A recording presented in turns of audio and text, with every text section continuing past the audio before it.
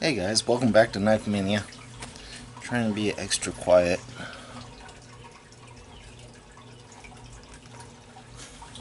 So, trying to be extra quiet. I know this microphone works really well, so after the last two videos I made on this thing, the second one's not posted.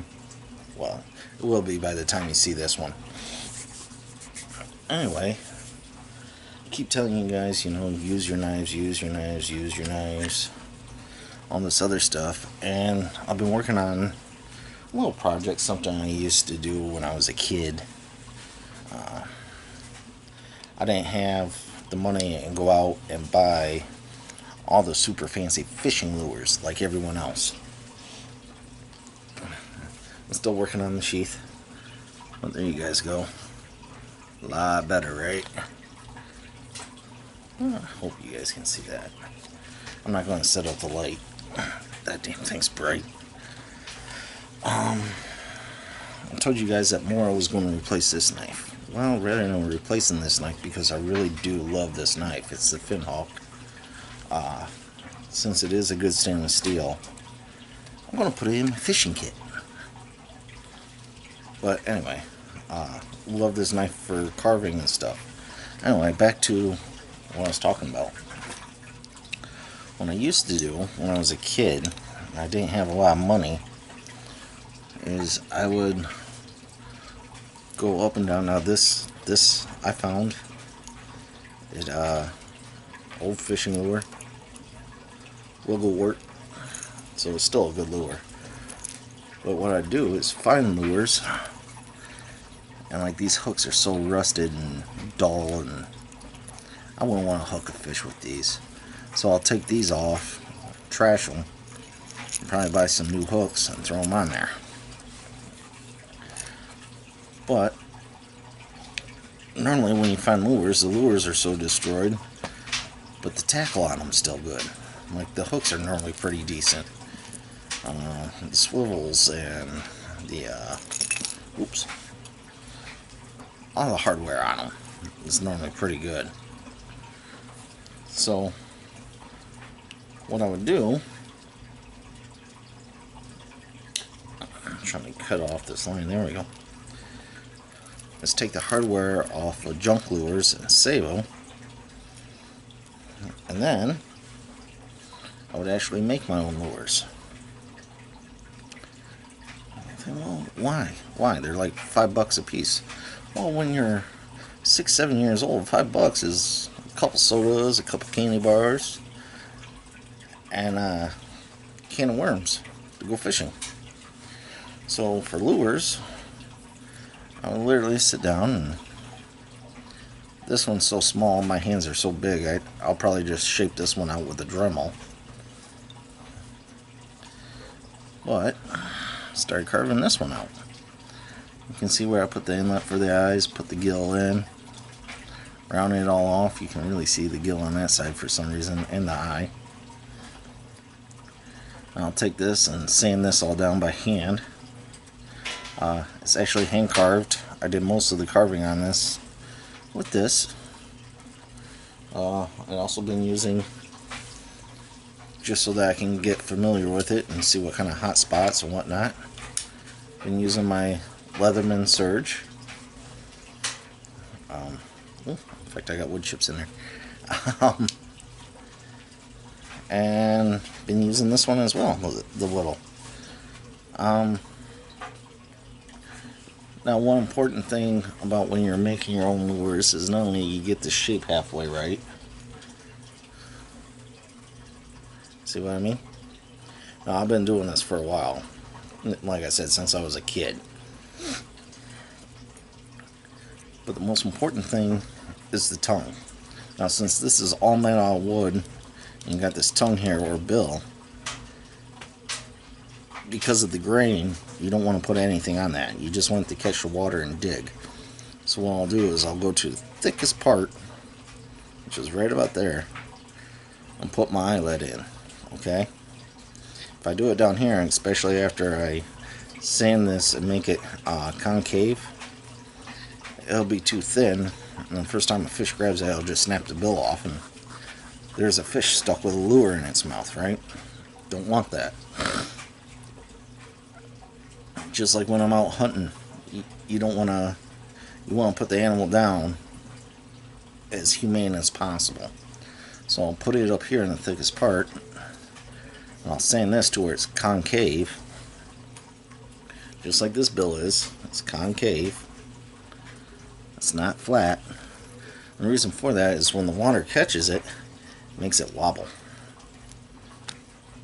Okay, that gives it the movement, the wiggle work kind of idea. Now this one won't wiggle as much as that because it's a lot thinner, but it'll still work, trust me. As long as you put that convex in that bill, that beak, dive plate, whatever you want to call it. And the higher up means it'll be tugging like this. You know, down here it'll be tugging like this. You get more play and everything, but again, like I said, I don't want to lose the lure in a fish mouth because this breaks. So I'll put it up here. I'll make it a deep diving, and it'll really wiggle around real good. I'll use high reflective paints on them. Obviously, bright colors. There's a reason why lures are normally bright colors. I've always done really well with silvers and fluorescent greens. But yeah, back to the money idea, and carving them out, you can carve all kinds of wild designs and see what works.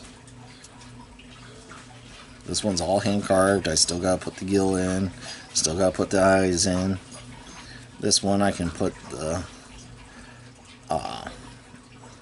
lure attachment right here. I can also put a hook right here, right at the fins that I carved into it. Put another one back here.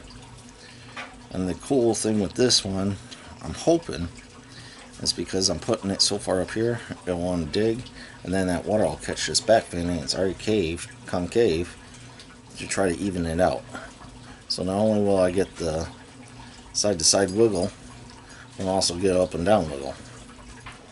Really make it look like this fish is hurt.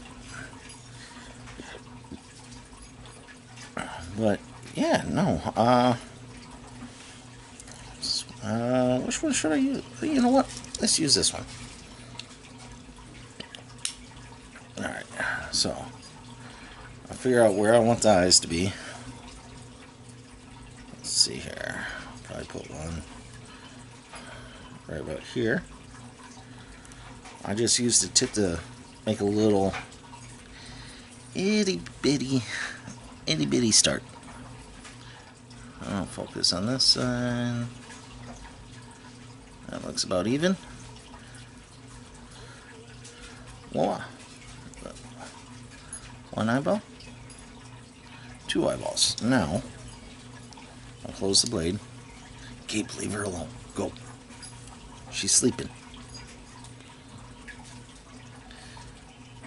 Now, I don't like using the tip of my knife to dig. Multi-tool. This is the awl. Now, it's actually only sharpened on one side, so you gotta turn it clockwise to get it to dig. A lot of people don't know that. Your awls, regardless if it's on your Leatherman or my Huntsman, I shaved down here, but right there you can see how it's scooped. That's the way you want to turn, clockwise. Same thing with this one. It's sanded down on that. That's so hard to show you guys this.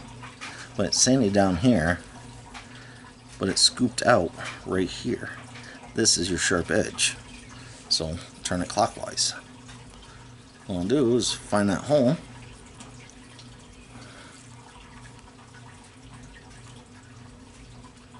Oops, that chipped out a chunk. Which is fine. They don't have to be 100% perfect.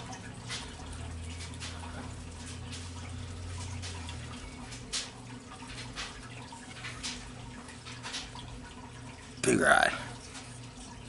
Itty bitty dot for an eye. That's an eyeball. So, turn it around, do the same thing this side. And just keep working it until they're even. Kind of feel like what's his name, that painter guy? Just put in a little bush over here, nice little happy bush, and then we'll paint a nice little tree with a birdie up here. Yeah, that birdie's really happy, and then we'll make the sunshine coming down. It's just because I'm trying to be quiet. Baby girl's sleeping right next to me. Mama's in the shower. She's getting ready to do grocery shopping today. I go back to work tomorrow. It's kind of funny. They only call me in for specialty jobs. Messes up my unemployment, but with this unemployment deal, even with the extra $600 a week, I'm still making the same amount as if I was working. So I told the boss, as long as you can work me for a full week, I'll come in. That way I still get my unemployment for 1 week. I don't get it next week type deal. That way we're not cheating the system, but at the same time I'm still working.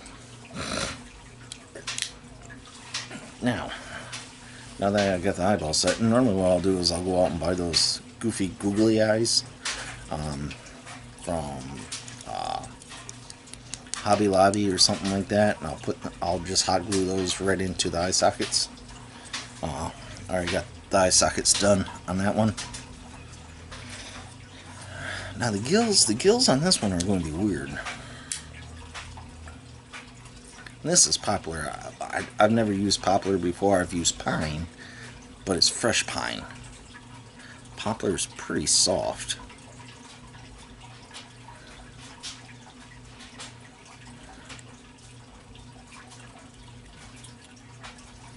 Well, all I'm doing,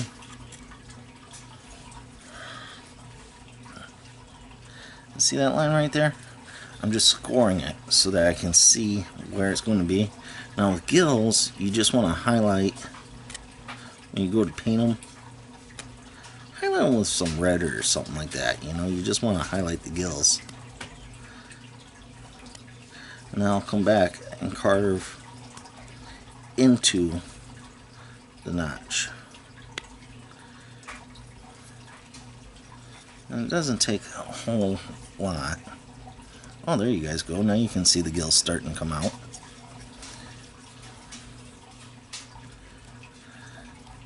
Like I said, you just run it, score it like you're almost like you're making your V-grooves or a pot holder. The same concept. You're not trying to take a lot. You don't need a lot taken off for the gills. Again, you're going to highlight them with paint.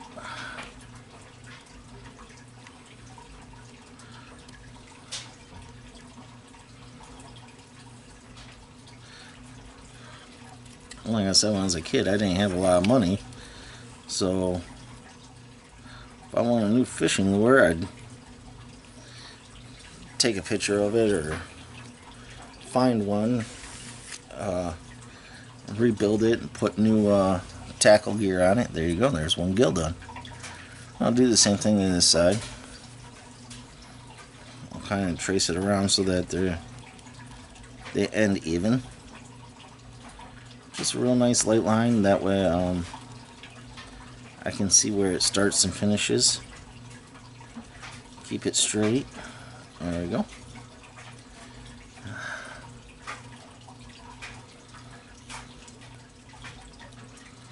There we go.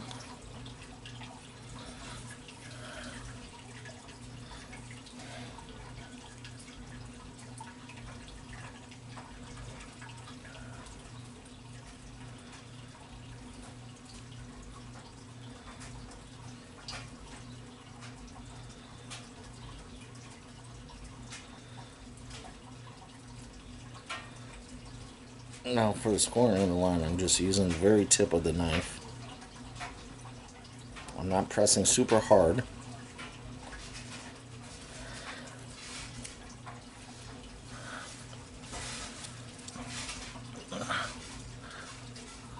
There you guys go. You can see it.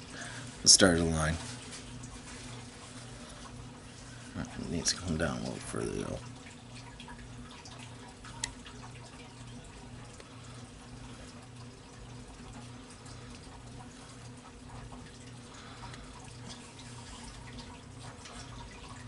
I'll keep working it.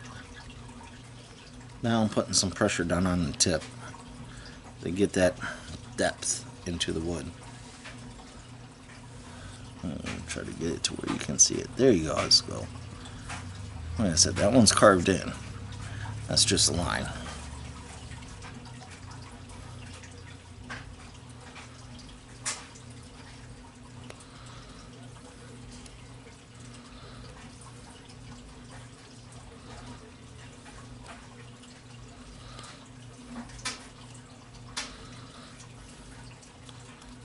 Now, to show you how light I'm carving, it broke, but like I said, I'm not putting a lot of force. Just trying to do it enough to where you can highlight it.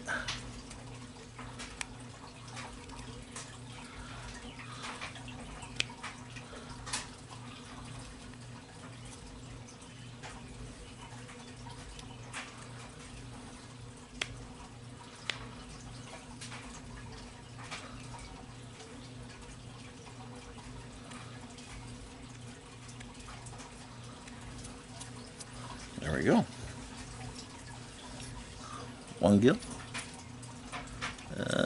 Two gill. And I could go through with like my Dremel and put all the scales on it and stuff like that, but let's face it, fish don't see that. So they see shimmer and go, "Are you awake?" But yeah, no, I'll keep working on these. These two are basically ready for hand sanding, and then I'll get ready to paint them. This little guy, since he's so small, I like making several different sizes. He's so small, I'm worried I mean, I can do a little bit.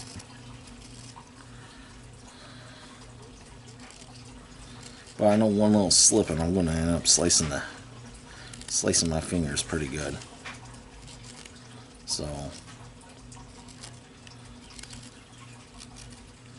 I don't know if you guys can actually see all the little pieces falling. Yeah, I think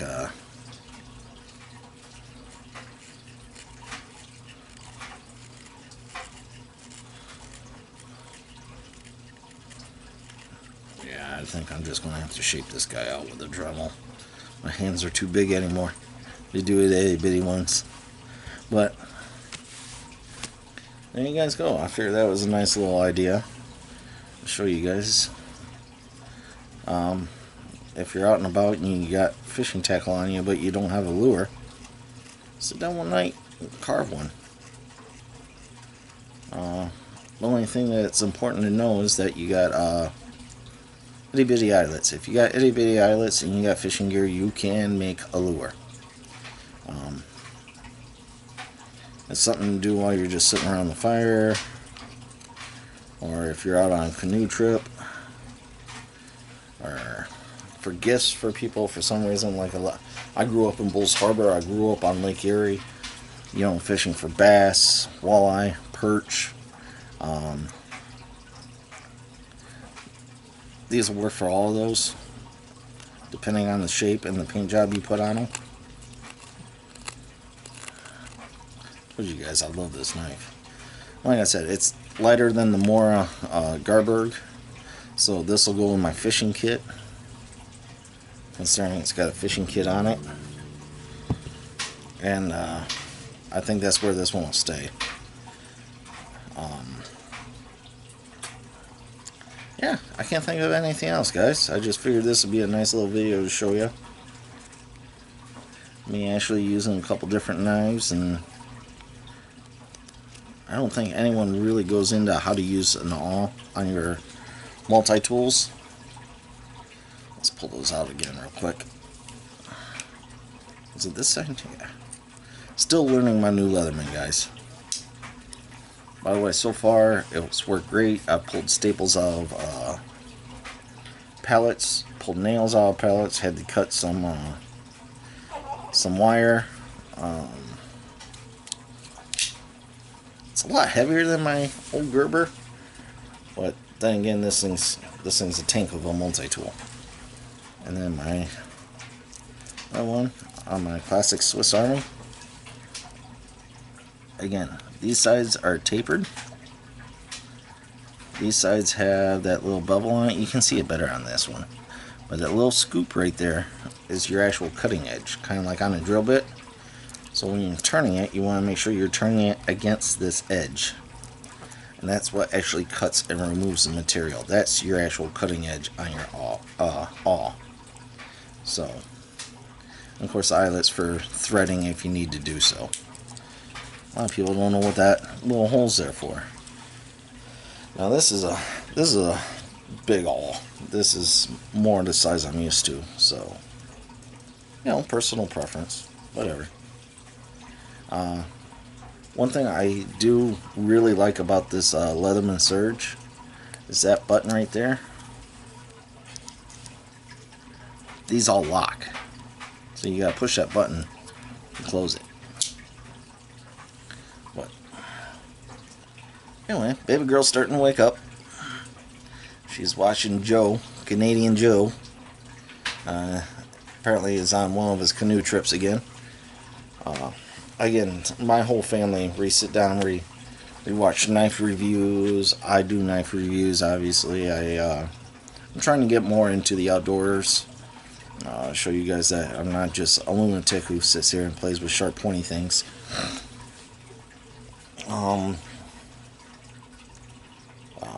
I'd like to show you guys how to modify some things, how to do a couple different things, and yeah, no, we'll just see where it goes. Now that I got an actual halfway decent camera, I am digging this little tripod. Now I still got my big tripod, which doesn't mount to. Are you pooping? I think she's trying to poop. But yeah, I mean, I'm going to start breaking in different gear like this. I think we all know what that symbol is. I'll do a full review on these. These are my Crossfires. Not super expensive. I think they're like 150 bucks. But a really good pair of binocs. I use them when I'm doing my bow competitions and when I'm hunting or just out in the woods. I enjoy actually doing a little bit of bird watching while I'm out there. But yeah, I mean, I can bring you guys all my different gear. I don't do firearms, but the missus does. I do reloads. I do her reloads for her, but the missus does firearms, so she can bring in the firearms. But yeah, I mean, there's just so much to do outdoors, even though we're still under this quarantine. I'm considered one of those people that have to work. I'm one because of my welding certifications, my first responder certifications, my firefighting certifications, all that. I'm considered a essential person. So anytime a job comes into our shop or other companies that are essential need something done, even the fire department or police department, they come into our shop and say, hey, we need this done. Well, someone's got to be there to do it. So I'm that guy who gets called back. But it's worth it, you know. It works. It's not like me and the old lady are struggling for money or cash or anything like that. So, but yeah, no, I figured I'd show you something that kind of like a blast from the past for me. I haven't done this since I was a kid, but yeah. All right, guys, baby girl's waking up, so keep your knife sharp, keep your fingers out of the way. Later.